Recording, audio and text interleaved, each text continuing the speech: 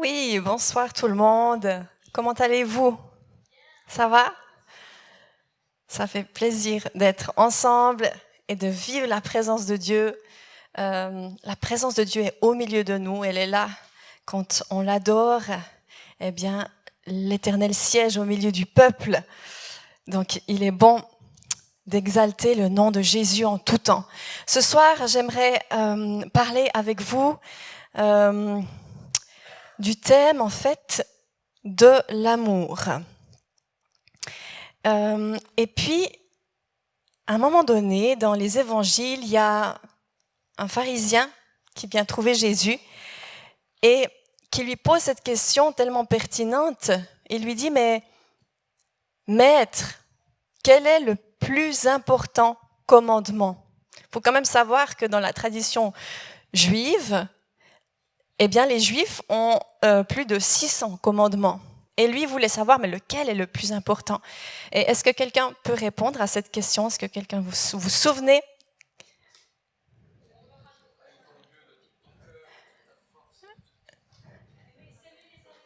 Oui, aimer Dieu, et s'aimer les uns les autres. Est-ce qu'il y a autre chose? Il dit, en effet, vous avez tout à fait raison. Il dit, tu aimeras ton Dieu, ton prochain et toi-même. En fait, c'est deux commandements qui sont compris en un. Et la parole de Dieu nous dit que ce commandement-là, en fait, résume toute la loi et les prophètes. Donc, si tu pratiques cela, tu accomplis toute la parole de Dieu. Et vous savez, en fait, parler de l'amour de Dieu, ça n'a rien à voir avec un roman à l'eau de rose, un guili-guili dans le ventre, un truc de nana, où les gars ils se disent quoi, on va encore parler d'amour. Non, non, non, l'amour de Dieu, c'est bien plus. C'est bien plus qu'une émotion, qu'un sentiment, qu'une chose. C'est tout ça, mais c'est plus que ça. Et c'est un thème, l'amour de Dieu, qui ne vieillit jamais. Il traverse les générations, il traverse les temps et il nous faut revenir continuellement, en fait. Il faut le vivre tous les jours. Vous savez, les dictateurs, ils utilisent la crainte et la critique pour bloquer le cerveau des gens. En fait, la crainte, la critique, ça bloque le cerveau des gens, ça bloque leur créativité. Et la parole de Dieu nous dit que l'amour parfait bannit la crainte. L'amour parfait, c'est-à-dire teleios, ce mot parfait qui veut dire à quoi il ne manque rien, qui est mature, qui est complet. L'amour parfait chasse la crainte. Et Jésus n'est pas un dictateur, c'est un maître. Et prêcher sur l'amour est tellement important pour chasser l'esprit de la crainte. Alors ce soir, on va aller dans des textes, quelques versets, quelques références. Et pour ça, je me suis beaucoup inspirée d'un apôtre. J'appelle l'apôtre de l'amour. C'est l'apôtre Jean.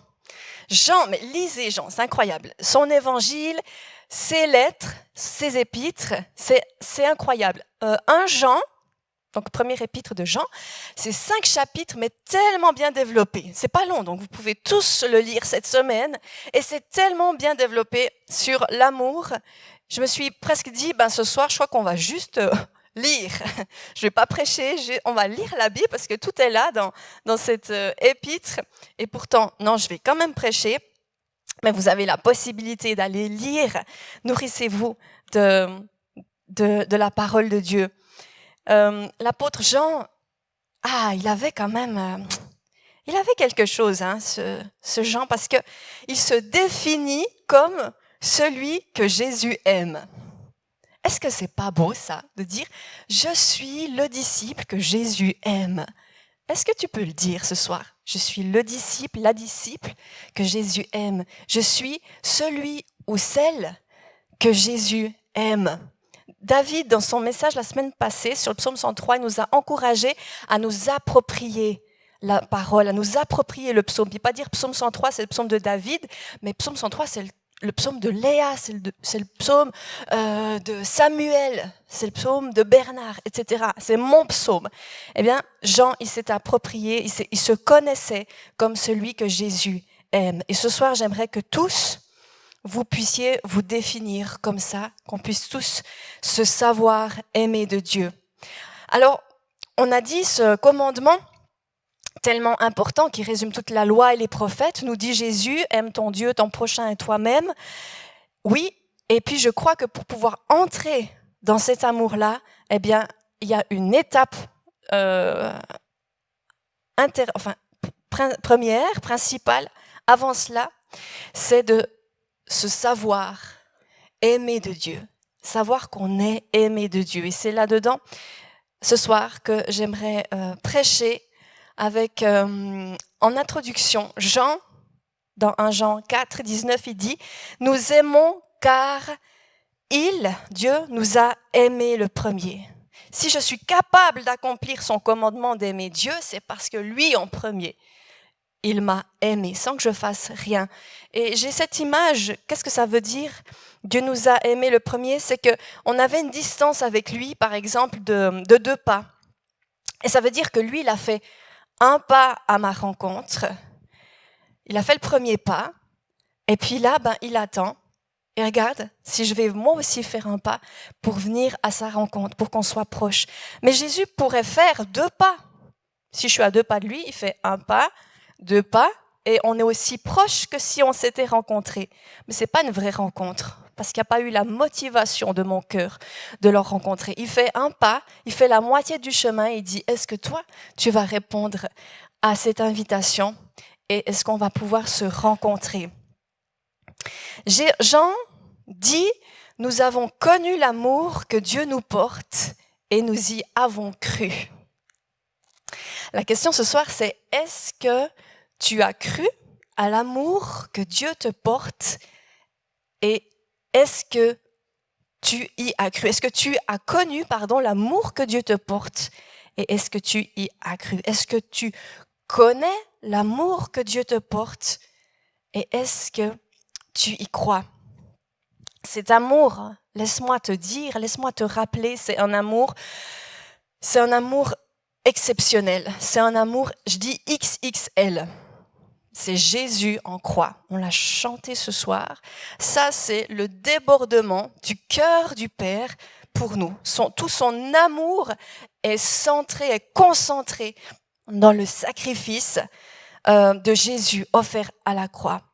Et Jésus lui-même, avant de passer à la croix, il va dire, il n'y a pas de plus grand amour que de donner sa vie pour ses amis. Dieu nous a aimés le premier sans qu'on ait rien à faire, sans qu'on puisse rien faire en fait, sans rien à moi. Je viens devant toi. Paul, Romains 5, 6, il dit, alors que nous étions sans force, le Christ est mort pour des pécheurs. Dieu a manifesté son amour alors que quand nous étions pécheurs, le Christ est mort pour nous. On était sans force, en fait on n'avait aucun avantage pour lui. Et puis pourtant, le Christ a donné sa vie pour des pécheurs. Et il y a aussi ce magnifique passage du prophète Ézéchiel, au chapitre 16, où Dieu parle à Israël et il dit de lui, il dit, à ta naissance, personne ne t'a donné des soins. Personne ne t'a lavé, personne n'a coupé le cordon ombilical, personne ne t'a langé. Non, plutôt, on t'a jeté dans les champs. Et je suis passée par là, et je t'ai vu, tu baignais dans ton sang. Alors j'ai dit, il faut que tu vives, même au milieu de ton sang. Il faut que tu vives, même au milieu de ton sang. Et le texte continue. Où Dieu dit, je t'ai prise, je t'ai lavée à grande eau, je t'ai huilée, je t'ai habillée. Et ça nous montre en fait tout l'amour de Dieu, où il est venu nous chercher dans notre sang, il est venu nous chercher dans notre fosse, il est venu nous chercher dans nos propres ténèbres pour nous attirer dans sa présence, dans sa lumière. Tu es aimé et choisi. Tu es aimé et tu es choisi. Colossiens 3, Deutéronome 7 nous explique cela. Dans Deutéronome 7, de nouveau Dieu parle à Israël et lui dit « Non, non, c'est pas parce que tu étais un peuple nombreux que je t'ai choisi. Au contraire, tu étais le moindre des peuples. Mais je t'ai choisi parce que je t'aime. Et David nous l'a rappelé ce soir, Dieu est amour. En fait, c'est même pas qu'il contient l'amour, c'est qu'il l'est. C'est sa nature, c'est tout. Il respire amour, il expire amour, il parle amour, il voit amour. Et quand il te voit, il voit l'amour, il est juste attiré.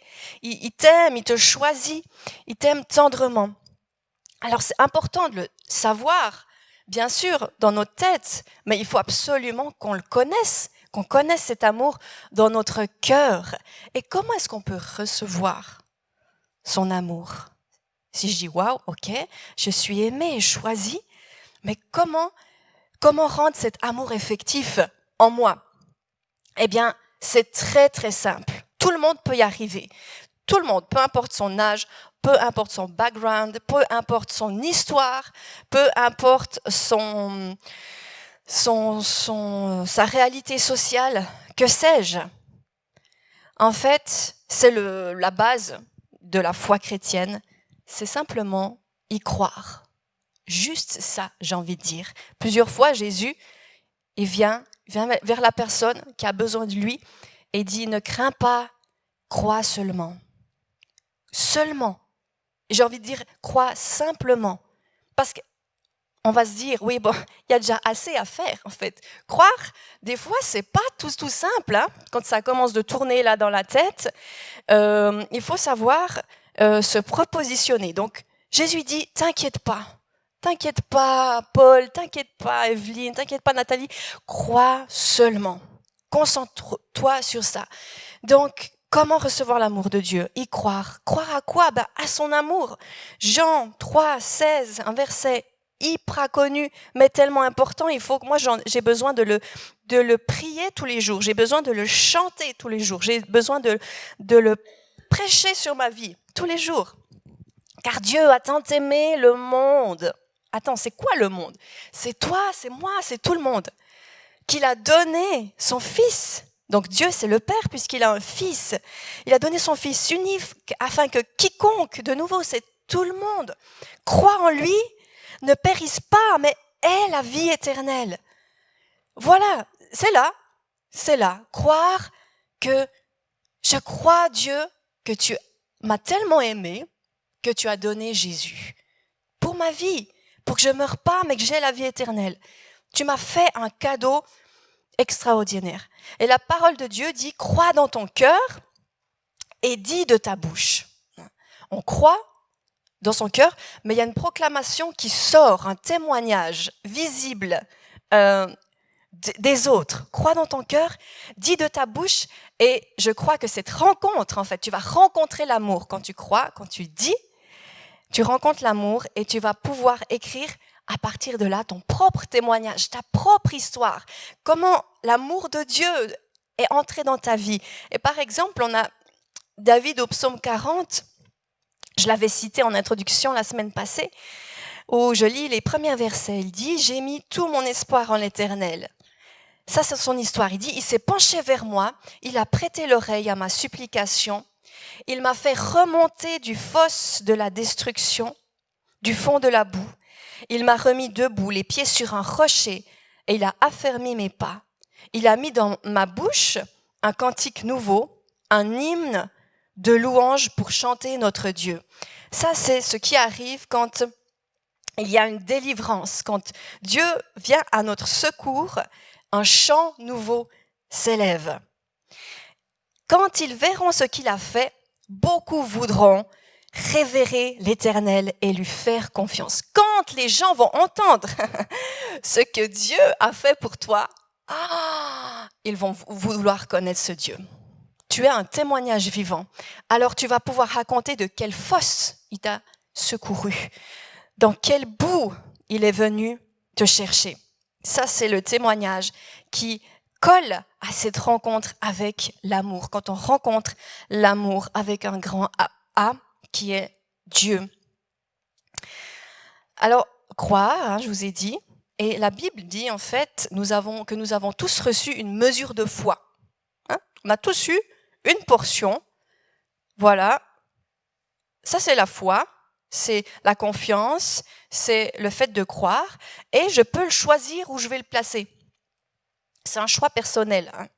Je peux faire confiance en un Dieu bon, même si je comprends pas tout.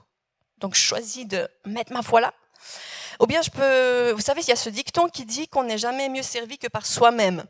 Donc je peux aussi dire, je fais confiance qu'à moi-même, donc je place ma foi en moi-même, ou en ma carrière, en mon job, je mets vraiment tout mon espoir dans mon banquier, etc., etc.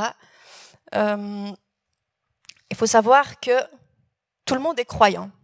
J'enseigne aussi à l'école primaire. J'ai des leçons notamment de religion et je disais à mes élèves, mais vous savez, les athées sont des croyants. Alors, ils me regardaient avec des grands yeux comme ça. Je dis si, parce qu'ils croient que Dieu n'existe pas. Donc, on a tous cette mesure, on est tous habités par la foi, par la croyance, par le fait de mettre notre confiance dans quelqu'un ou dans quelque chose. Et puis, je vais passer dans la première épître de Jean, au chapitre 4, 1 Jean 4, 15.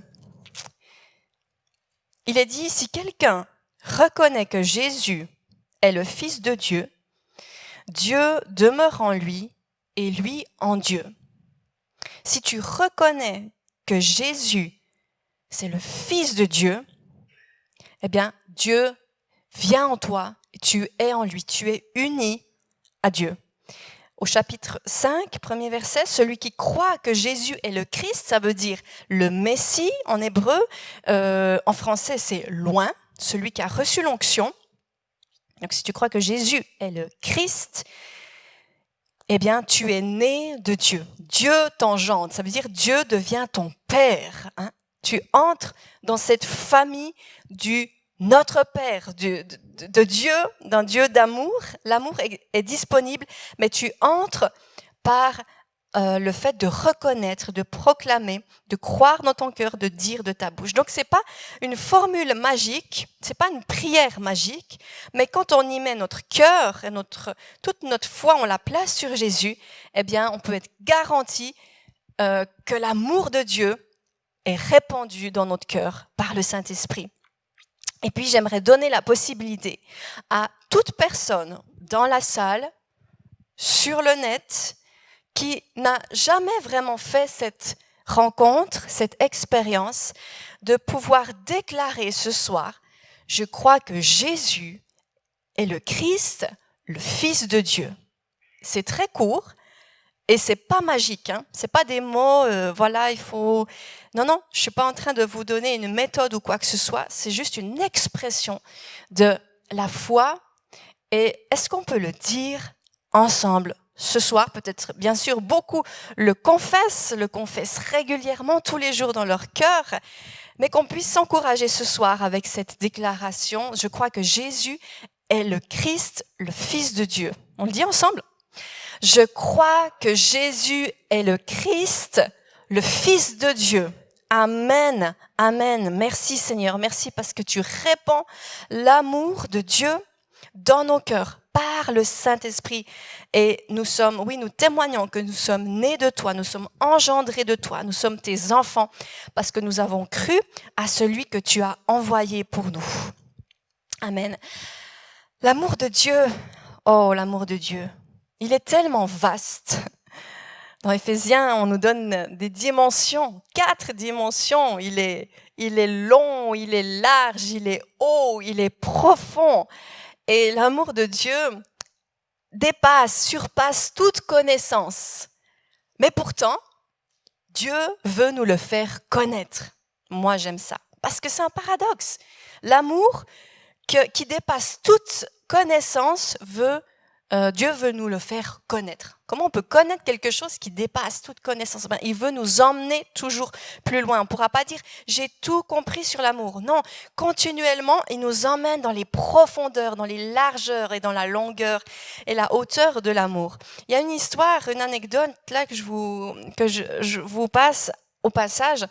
Des personnes déjà âgées qui suivaient le Seigneur depuis de nombreuses années, qui aimaient Dieu, qui ont donné leur vie pour lui. Et puis leur petit-fils vient vers eux et dit « Mais grand-papa, grand-maman, vous qui cheminez depuis si longtemps avec Jésus, waouh, vous devez avoir des révélations. Enfin, pendant toutes ces années, vous avez dû découvrir des pépites, des trésors. Allez, dites-moi la plus grande révélation que vous connaissez, que vous avez reçue de la part de Dieu dans toutes ces années avec lui. » Et les deux se sont regardés, ils ont souri et ils ont dit « Dieu nous aime ». Comme pour dire, mais en fait, c'est la plus grande richesse qu'on puisse avoir, qu'on puisse connaître, c'est que Dieu nous aime. Et il ne nous aime pas une fois, il ne nous aime pas deux fois, il nous aime constamment, toujours. Ce passage que j'ai cité, Romains 5, qui dit que l'amour de Dieu est répandu dans nos cœurs par le Saint-Esprit. Le temps de ce verbe est magnifique parce que ça veut dire qu'il est répandu constamment. Il l'a répandu une fois et cet acte passé est un état présent aujourd'hui. Donc une fois Dieu a ouvert les vannes, au moment où tu as cru en lui, l'amour est déversé dans ton cœur et il est constamment déversé. C'est une source qui ne s'arrête jamais. Tous les jours, l'amour passe. C'est un fleuve. Et même, tu pourrais dire, oh, j'ai un peu oublié Dieu, j'ai oublié d'aller m'abreuver. Qu'est-ce qui se passe? L'amour continue d'être là. Hein. Il ne manque pas. L'amour constamment coule dans ton cœur.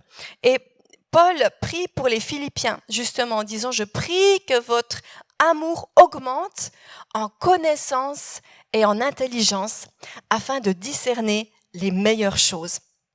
Bref, on n'a pas fini de découvrir, de redécouvrir l'amour de Dieu pour soi. Donc c'est quelque chose, continuel, tous les jours, comme si on était les fils uniques, vous savez, de Dieu. Je ne sais pas s'il y a beaucoup d'enfants uniques dans la salle. Il y en a? Oui. Trois. Alors, je ne sais pas quelle a été votre expérience avec vos parents, puisqu'il n'y avait pas de frères, de sœurs autour, mais devant Dieu, on a cette capacité, de recevoir son amour comme si on était les seuls au monde. Puis on se dit, mais Dieu, quand tu mets toute ta concentration d'amour sur moi, tes vagues qui m'écrasent sans me détruire, mais qui sont tellement fortes, mais t'aimes pas les autres là. C'est pas possible d'avoir autant de pression là, de jus. Et puis, en fait, Dieu aime te montrer que t'es unique à ses yeux. Et il aime aussi te montrer comment il aime les autres. Il dit, oui, je t'aime Livia et regarde comment j'aime les autres. Je veux que tu sois témoin de mon amour pour les autres. Puis là, des fois, là, ça commence à coincer. T'es là, quand même. Puis moi alors, on aimerait toute la part du gâteau, mais on n'est jamais perdant en fait. On n'a pas des choses à diviser. On divise pas notre papa. Notre papa du ciel ne se partage pas en 1000 morceaux. Il est chaque fois entier pour nous. Et il aime nous montrer comment il aime les autres, que nous, on va se dire, ça là, c'est un petit peu plus complexe. Donc, je vous cite quelques exemples. Par exemple, l'histoire du bon samaritain. Là, typiquement, Dieu montre comment même, il aime chacun dans cette histoire. Il aime le bon samaritain qui était rejeté. Hein. Les samaritains n'étaient pas aimés par les juifs. Il aime nous montrer comment il aime l'étranger, l'étrangère. Je pense à l'histoire de Ruth la Moabite. C'est extraordinaire comment Dieu l'a intégrée dans la famille d'Israël. Il nous montre comment il aime la prostituée, comme Rahab, l'histoire de Rahab dans l'Ancien Testament. Attendez, c'est quand même l'arrière-arrière-grand-mère du roi David. C'est une prostituée, Rahab. La pauvre, elle a toujours cette étiquette parce qu'on dit toujours la prostituée Rahab, mais en fait, c'est pas toute sa définition, heureusement. Mais on veut montrer comment Dieu est venu et la sortie de sa fosse à elle. Dieu aime nous montrer comment il aime le voleur, profiteur, comme Zachée. Alors, bien que Dieu soit père d'une multitude, il a cette capacité de me rendre unique à son regard. Jésus aime la foule et il aime l'individu. Il parle à la foule et il parle pourtant à chaque cœur. Chacun était waouh, appelé. Il est là, waouh, c'est pour moi que Jésus, c'est pour moi que tu prêches là. Et puis tout le monde, ceux qui voulaient, disons, et qui avaient ouvert leur cœur à accueillir la parole qui produit toujours son fruit, eh bien, étaient appelés, étaient attirés dans l'amour parce que Jésus a cette capacité de te voir. Il dépose son regard d'amour sur toi. Et juste en ce moment, il est là avec nous. Il kiffe grave. Et il te voit en cet instant T, comme s'il n'y avait que toi. Alors, j'ai envie de dire, et je rigole pas, je dis profite. En fait, prends juste maintenant l'onction qu'elle a, l'onction d'amour, de grâce, de miséricorde. Et Jésus est là. Et il prend le temps pour toi. Ce soir, il est venu au gospel pour prendre du temps pour toi, parce qu'il sait que ton cœur, il en a besoin. Il sait que ton cœur a besoin de le rencontrer, que tu es un peu fatigué, tu te poses des questions, ça tourne des fois fort là-haut. Et puis, il dit, pas de souci, tout ira bien, je prends du temps pour toi. Ce soir, cette nuit, demain matin, toute la journée, on est tout le temps ensemble, je prends du temps pour toi. Il aime rester avec toi, il aime t'écouter, il aime te parler et il aime même bavarder avec toi. Tu sais, typiquement dans l'histoire de la Samaritaine, elle vient, elle lui pose plein de questions, elle est hyper intéressée. Puis à la fin, elle dit « Waouh, je sais que le Messie, quand il viendra, il va nous enseigner tout ça. » Et il fait sa révélation, il dit « Je le suis, moi qui te parle. » Il dit pas « Je le suis, moi qui t'enseigne. » Toute la doctrine, en fait. Il fait pas un enseignement de règles à la Samaritaine. Il vient la retrouver là parce qu'elle en avait besoin. Et puis, il parle, elle lui pose des questions. Et Jésus est extraordinaire parce qu'il a cette capacité de se mettre à ton niveau, de se mettre à mon niveau, à ma hauteur, à venir, si je pouvais, il y a les caméras, donc je ne vais pas me déplacer, mais il vient juste à côté de la chaise qui est libre.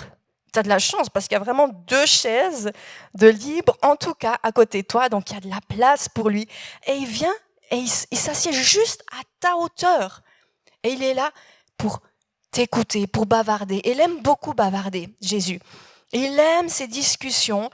Bien sûr, il aime enseigner, il aime la théologie parfaite, puisque Christ est la théologie, mais il aime tellement prendre du temps pour être avec son amoureuse. Je dis amoureuse, pas amoureux. Hein. Je sais que c'est pas toujours évident pour les hommes de prendre cette place d'amoureuse qu'est l'épouse de Christ, l'Église, mais c'est ce que tu es, c'est ce que l'on est. Et les amoureux, ils prennent du temps. En fait, des fois, c'est pas du tout productif. Quand on est amoureux, c'est souvent pas productif. On est là, on blague à pas d'heure, on aime être ensemble, on n'est pas en train de bosser, aussi parfois, mais des fois, et c'est très bon, on est juste dans le cœur à cœur, puis on raconte ce qu'on a aimé, ce qu'on aime chez l'autre, et on est dans l'admiration. Et Jésus, il aime tellement faire ça avec toi, t'écouter, te parler. Est-ce que tu savais que tu es l'objet de son amour ? Le but, tu es la raison de son amour. Waouh! Est-ce que tu te vois comme tel? Tu es l'objet de son amour. Te vois-tu comme tel?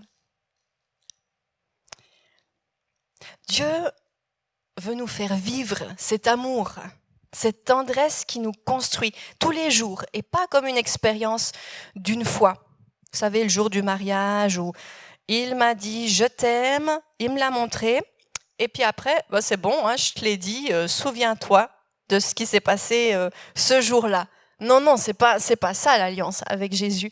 C'est pas ça le mariage avec Jésus, bien qu'on soit encore dans les fiançailles avec lui.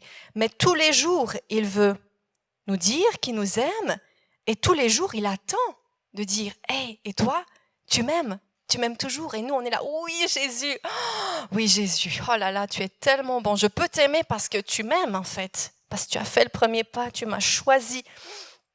Tu m'as choisi. » La Bible dit « demeurer », enfin c'est Jésus même qui parle dans l'évangile de Jean, trop bien. Il dit « demeurer dans mon amour ». Ça veut dire ne viens pas juste une fois, mais habite dans mon amour. Jésus donne cet enseignement dans Matthieu 12, où il dit, c'est très intéressant, il parle, il dit « l'homme bon tire de bonnes choses de son bon trésor ». Le trésor, il est dans le cœur. Donc l'homme bon tire de bonnes choses de son bon trésor. Et l'homme méchant tire de mauvaises choses de son mauvais trésor. Donc, il y a une histoire d'homme bon qui a des bonnes choses et un homme mauvais ou méchant, selon les versions, qui a de mauvaises choses. Donc, on apprend en fait que le cœur de l'homme est naturellement mauvais. Mais Dieu a vu qu'il y a un trésor. Et Dieu veut nous rencontrer pour nous transformer en hommes, en femmes de bien. Alors, vous savez, être pardonné, c'est bien. Mais si le cœur n'est pas changé, il va continuer de faire des mauvaises choses et il va continuer de demander pardon. Jésus enseigne, il dit, on peut aller tous les jours à la croix, 7 fois, 77 fois, demander pardon. Mais demander pardon, ça ne fait pas de moi une femme de bien, ça ne fait pas de l'homme un homme de bien. Ce qui fait un homme bon, une femme de bien, c'est le cœur qui est transformé. Et quand c'est comment Dieu il met en place les choses pour transformer ce cœur mauvais en cœur bon, ce trésor mauvais en trésor bon, eh bien c'est dans l'image du baptême. Vous savez, dans le baptême qu'on pratique aussi ici dans les milieux évangéliques, c'est par immersion. Donc on entre dans l'eau et là on est complètement immergé et on ressort. Donc c'est le signe de la mort, de l'ensevelissement de l'ancienne nature et on ressuscite dans le Christ.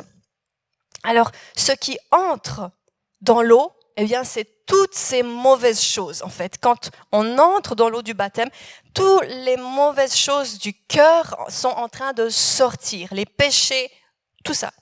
Et ce qui est transformé, ce qui est bon, c'est ce qui sort de l'eau. Et laissez-moi vous dire, c'est pas seulement un pardonné qui sort de l'eau, ce n'est pas seulement un justifié, donc qui a reçu la justice de Jésus, c'est un enfant de Dieu, c'est un adopté, c'est un fils, une fille. Quand tu es sorti de l'eau de ton baptême, eh bien, tu as reçu ce cœur nouveau, ce cœur de fils et de fille. Et le trésor, je vous explique tout ça parce que le trésor est bon seulement, le trésor bon est seulement possible quand la personne, quand le sujet se sait aimer, quand il est aimé. C'est pour ça que toute la Trinité est là pour nous dire, donc le Père, le Fils, le Saint-Esprit, il crie vers nous et il dit, mais je veux te parler, je veux que tu connaisses mon amour pour toi. Laisse-moi te parler, laisse-moi te montrer ton amour, mon amour pour toi. La Trinité est là pour te fortifier dans l'amour du Père. C'est ce qui s'est passé quand Jésus a lui-même été baptisé. Il n'en avait pas besoin, il nous a montré la voie. Il a été prophétique. Et puis, la Trinité était là. Il y avait le Père, il y avait le Saint-Esprit et il y avait le Fils. Bien sûr, Jésus était déjà là, dans l'eau du Jourdain. Donc, Dieu te regarde avec les yeux de la grâce. Souviens-toi, Dieu te regarde avec les yeux de la grâce. Il n'y a pas de jugement. Ce qu'il voit, c'est une nouvelle création, celle unie à son Fils Jésus. On voit ça dans 1 Corinthiens 6, 17. que Dieu nous voit quand on est passé par l'eau du baptême, eh bien, on est unis à l'Esprit de Jésus, en fait. Et c'est ça que Dieu voit au travers de nous, grâce à Jésus. Alors, j'aimerais pouvoir faire avec vous une activation maintenant. En fait, parce que c'est bien de prêcher, parce que ça va stimuler des choses dans votre cœur. C'est l'Esprit Saint qui parle au travers de moi. Je mets toute ma confiance en lui. Quand je prêche, je dis, c'est pas moi. Je veux pas y aller par mes propres forces, par mes propres mots, bien que j'ai bien sûr mon langage, mais je laisse vraiment l'Esprit Saint traverser et puis lui donner ce que lui seul peut donner. Donc, c'est très bon, les prédications. Et puis, je veux pouvoir vous emmener plus loin, c'est-à-dire ce soir à aller dans une rencontre, aller dans une conversation, en fait, avec Dieu. Donc, on va poser des questions à Dieu. On va pas accueillir sa présence parce qu'on l'a déjà faite, parce qu'il est là, en fait, et il soupire après nous, après nos cœurs. Et il est prêt, je sais, il est prêt à parler. Donc, on va simplement écouter ce qu'il a à nous dire. Donc, je vous encourage à poser ces questions. Vous pouvez le faire aussi à mi-voix. Juste simplement, doucement, parler à Dieu. Vous pouvez répéter. On va poser 2, 3 questions. On peut lui poser cette première question à Dieu, Dieu le Père. Dieu mon Père, est-ce qu'il y a un mensonge que je crois sur toi ?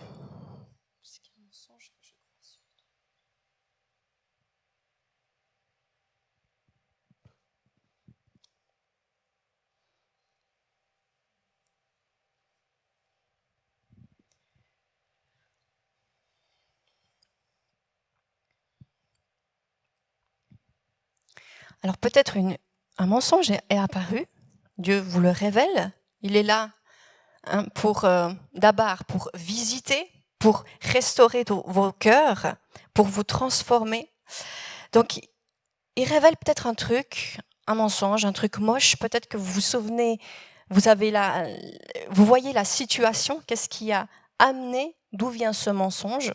Sinon vous pouvez demander, vous pouvez lui dire, Dieu mon Père, est-ce que tu peux me montrer d'où vient ce mensonge ?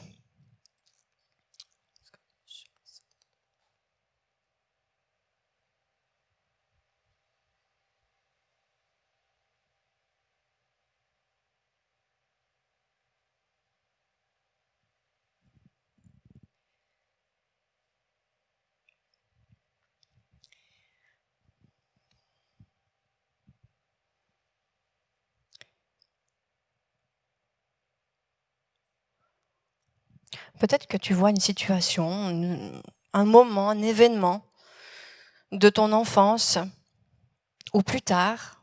C'est Dieu qui révèle, qui parle à ton cœur. Eh bien, la solution contre un mensonge, c'est de pardonner. La parole nous enseigne à pardonner à ceux qui nous ont offensés. On sera pardonné de la part de Dieu à la mesure qu'on pardonne. Le pardon, il est libérateur. Il ne légitime pas le mal qu'on nous a fait. C'est pour pouvoir être guéri de notre blessure. On reconnaît qu'on a mal. Alors tu peux pardonner, tu peux dire je pardonne à un tel de m'avoir induit dans ce mensonge.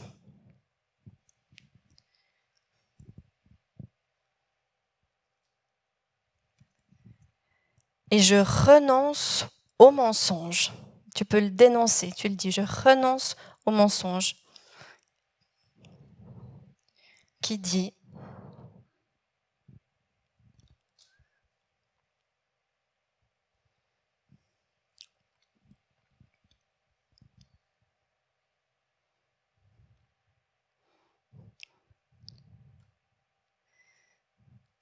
peut-être que tu n'as rien entendu, rien senti, rien vu, il n'y a pas de souci.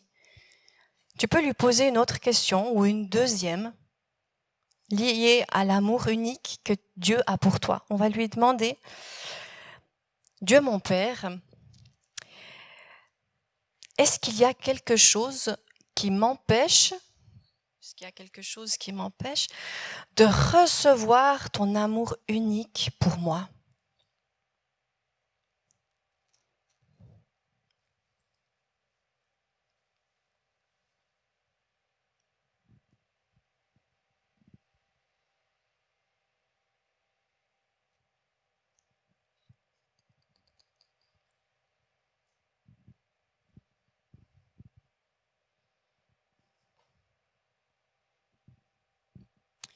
Là aussi, peut-être que tu as un souvenir, une blessure, un souvenir douloureux.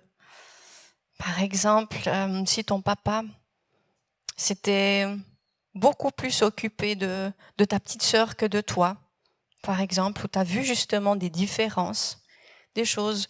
C'est un exemple, hein. Simple exemple. Eh bien là, pareil, pour lâcher cette offense et pour pouvoir entrer, te réconcilier avec ton Père céleste, pardonne. Tu peux dire, je pardonne à mon Père, je pardonne à telle personne qui m'a blessé.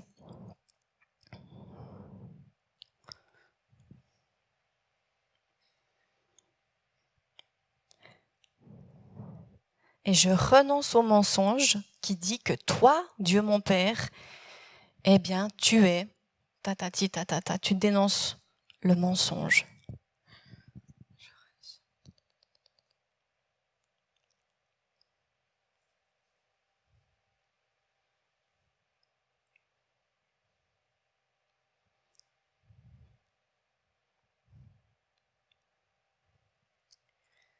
Je recevais aussi dans mon esprit, je crois que ça concerne plusieurs personnes, ce soir, de pardonner à quelqu'un qui est extrêmement proche de vous, c'est vous-même.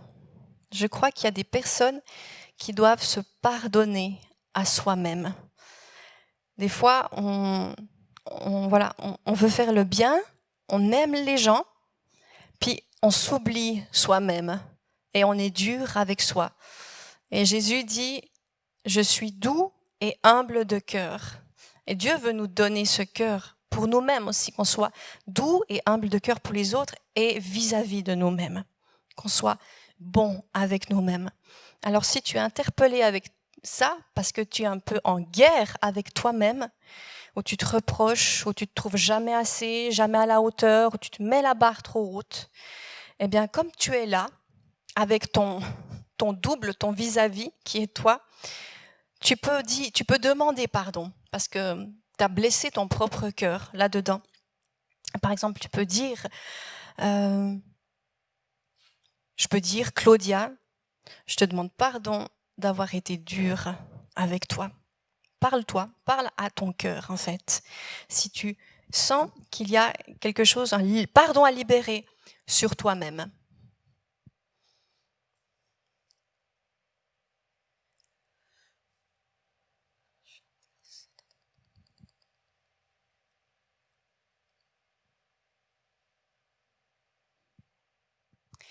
Et on va poser une dernière question tellement importante. Maintenant qu'on a renoncé au mensonge, le royaume de Dieu consiste en échange. Donc on va échanger le mensonge contre la vérité.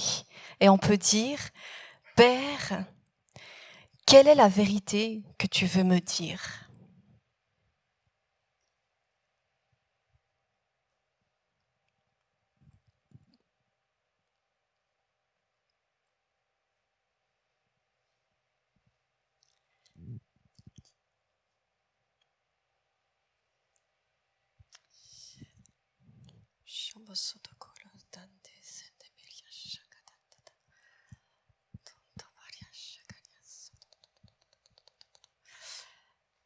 Recevez simplement ce que l'amour de Dieu, ce que le Père est en train de communiquer à votre cœur parce qu'il veut guérir toute blessure, toute déformation. L'amour de Dieu est là et il coule en abondance sur ton cœur. Il est là pour te fortifier, pour te donner ton identité. Merci Père, merci pour ton amour qui est répandu ce soir par le Saint-Esprit dans mon cœur. Et rien, je déclare que rien ne peut me séparer de toi. Rien ne peut me séparer de ton amour, ni le présent, ni l'avenir, parce que le passé, on n'en parle même plus, il est resté dans l'eau. Donc rien, ni les anges, ni les démons, ni la vie, ni la mort, rien ne peut me séparer de toi. J'accueille ton amour. Je suis pas juste ouverte à ton amour, mais je l'accueille, je le saisis, je le prends dans mon cœur, je déclare ta vérité. Je choisis de croire à ta vérité, Seigneur. Merci, on veut te louer, Jésus. On veut déclarer combien tu es bon, tu es extraordinaire dans nos vies. Tu as donné ta vie pour nous. Tu as ouvert le chemin, l'accès à Dieu notre Père. Tu l'as fait, Seigneur, tu l'as fait.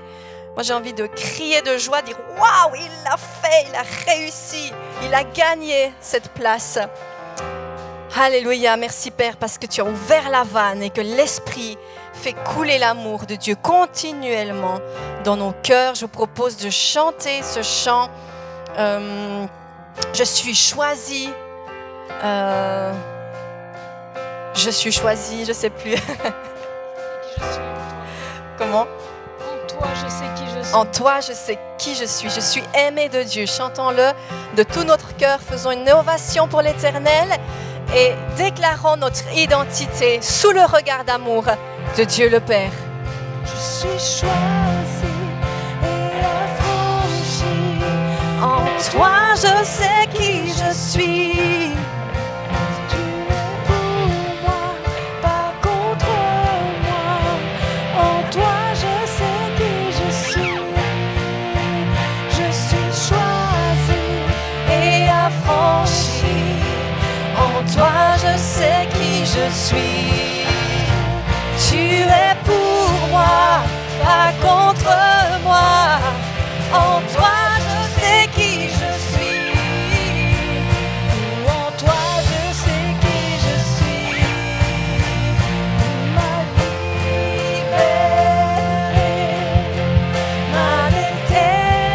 Payé.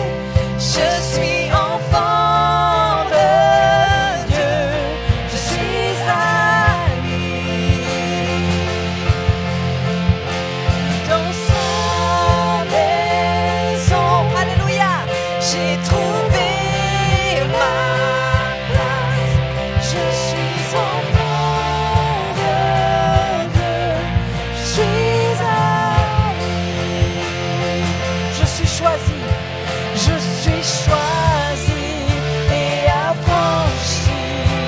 En toi, je sais qui je suis. Tu es pour moi, pas contre moi. En toi, je sais qui je suis. Je suis choisie et affranchie. En toi, je sais qui je suis.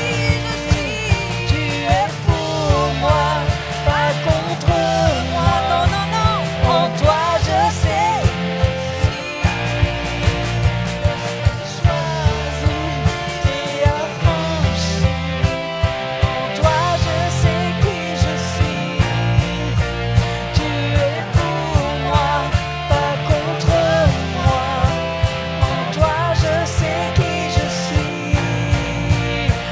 En toi, je sais qui je suis. Ma libérée, ma dette est payée. Je suis enfant de Dieu. Je suis à lui. Et dans sa maison, Et dans sa maison, j'ai trouvé ma place. Je suis enfant de Dieu. Je suis à lui.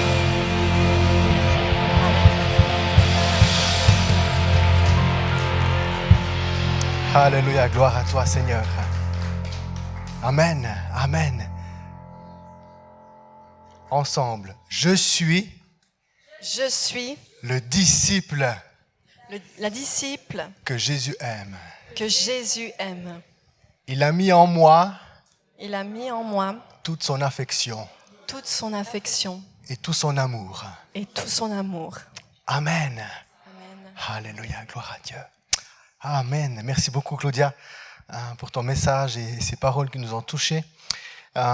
Durant ce temps d'activation, des fois, là, on n'a pas besoin d'avoir 1000 gros problèmes, mais l'amour de Dieu, des fois, il vient et puis il veut juste nous recadrer un petit peu, nous remettre sur le chemin.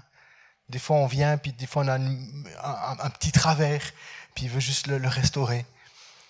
J'ai cru à un mensonge que j'ai renoncé. Qui a renoncé à un mensonge ce soir? Alléluia. J'aime voir le Saint-Esprit comme il parle. Amen. Alléluia. Gloire à toi. Amen. J'espère que à la maison aussi, vous avez pu renoncer à un mensonge et vous avez pu accueillir la vérité de Dieu à votre sujet.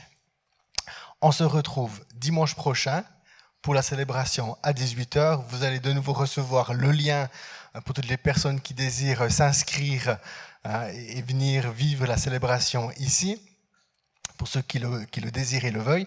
Et dimanche prochain, on aura la joie d'accueillir Philippe de Kourou, qui va nous présenter son projet et en même temps apporter le message. Alors, ne partez pas tout de suite parce qu'on peut se retrouver dehors, on peut un peu papoter ensemble, on peut même tout d'un coup vous vendre une de canettes de coca et autres. Mais voilà, je vous souhaite un bon dimanche à chacun et puis que Dieu vous bénisse puissamment. Et pour ceux qui ont congé mardi, bon congé.